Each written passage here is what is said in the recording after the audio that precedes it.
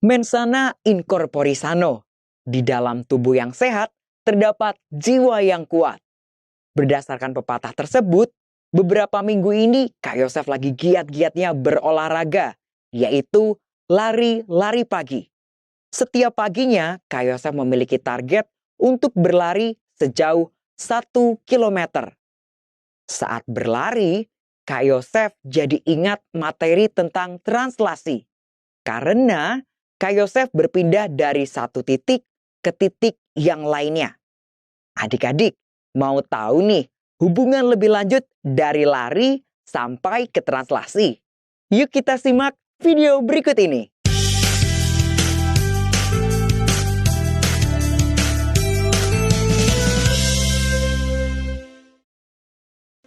Halo adik-adik, ketemu lagi dengan Kak Yosef.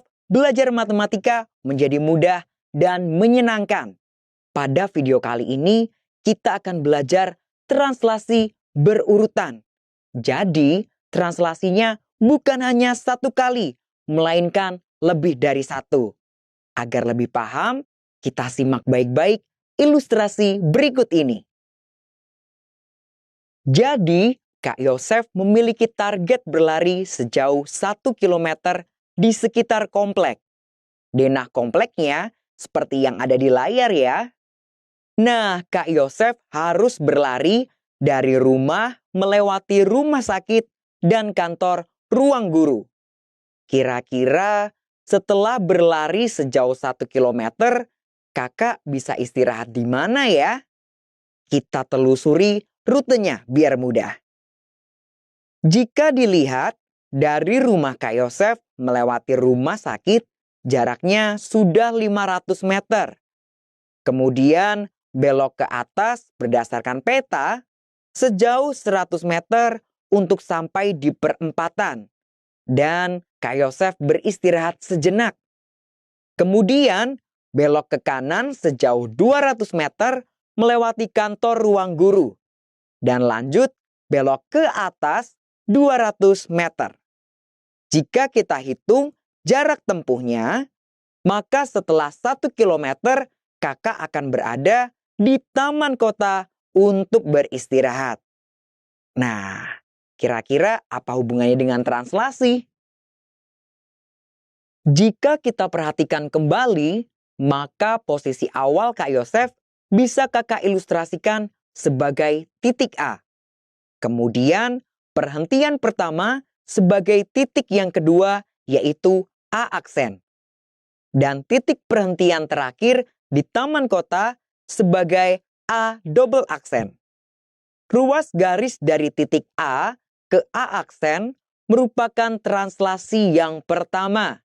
Dan ruas garis dari titik A aksen ke A double aksen merupakan translasi yang kedua.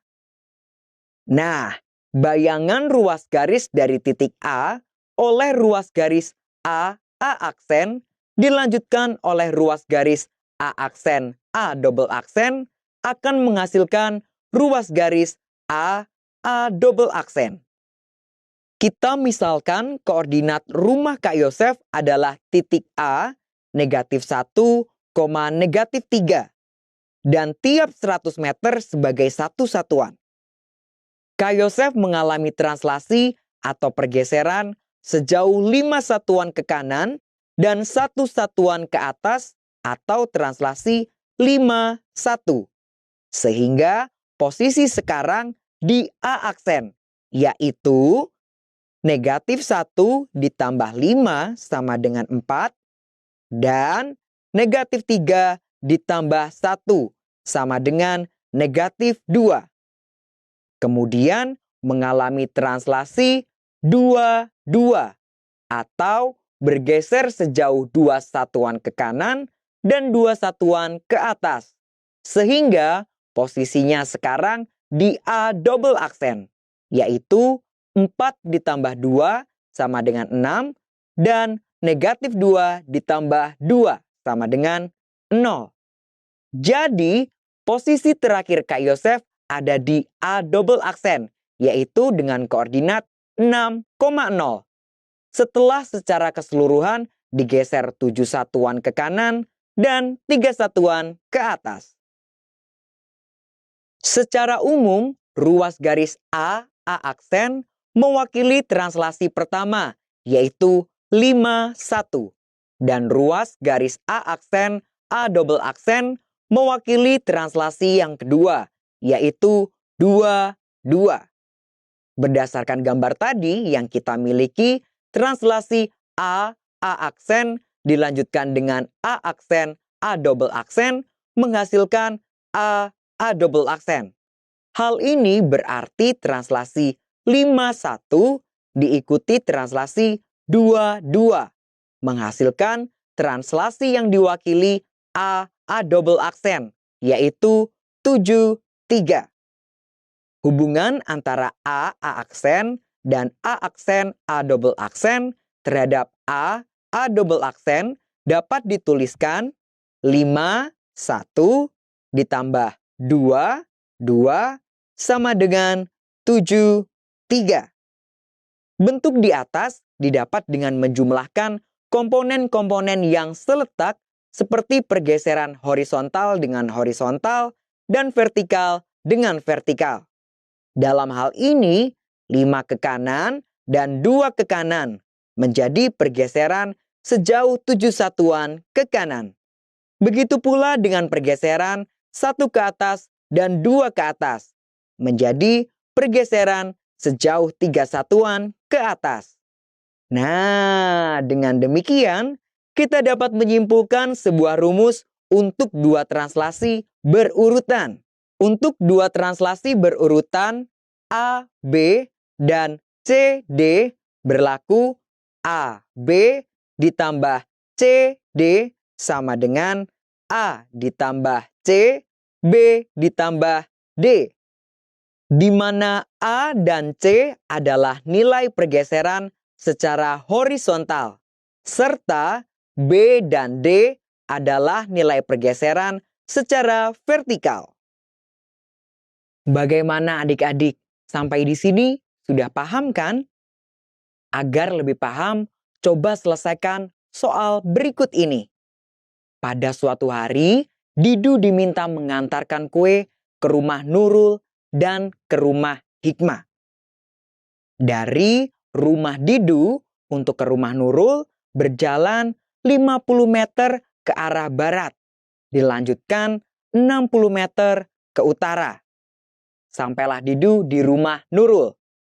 Dari rumah Nurul menuju rumah Hikmah perlu melangkah sejauh 110 meter ke timur, dilanjutkan 20 meter ke selatan. Jika posisi awal si Didu adalah 10,20, maka posisi terakhir si Didu berapa ya?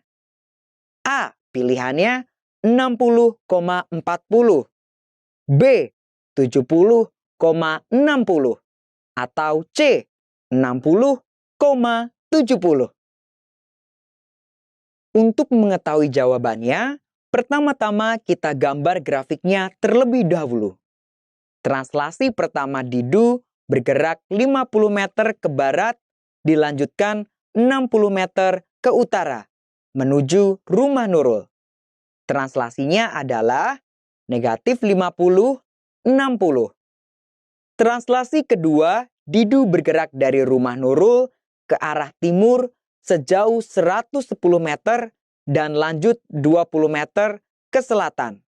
Maka translasinya 110 negatif 20. Jadi, dua translasi yang dialami Didu adalah negatif 50, 60 ditambah 110 negatif 20 sama dengan 60, 40. Menggunakan rumus yang di video awal, X ditambah A, Y ditambah B, maka kita akan dapat posisi terakhirnya, yaitu 60 ditambah 10 sama dengan 70, dan 20 ditambah 40 sama dengan 60. Jadi, posisi terakhirnya adalah B, 70,60. Oke adik-adik, di video kali ini kita sudah belajar mulai dari lari-lari sampai melangkah dari satu tempat ke tempat yang lainnya. Tapi yang paling utama adalah translasi berurutan. Seperti ini. Oke deh adik-adik, tetap semangat belajar ya. Dan jangan lupa berolahraga. Sampai jumpa di video selanjutnya.